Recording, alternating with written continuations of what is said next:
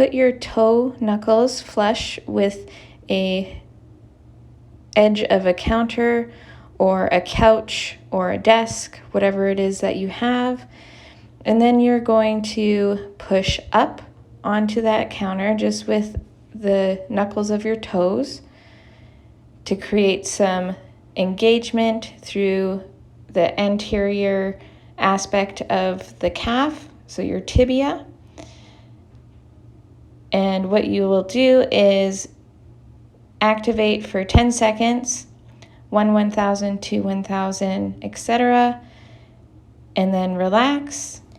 Now we will do the inside of your foot. So locate your toe, your big toe knuckle, put that onto the side of a desk or a counter, whatever you have, and then you're just going to push your toes into that counter and then relax and do it again.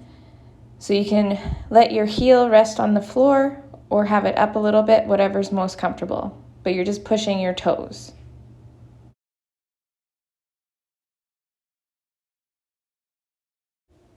Now you'll do the same for the outside of your foot. Locate the area just underneath your pinky toe knuckle and push your toes into a counter or a desk, heel resting on the floor.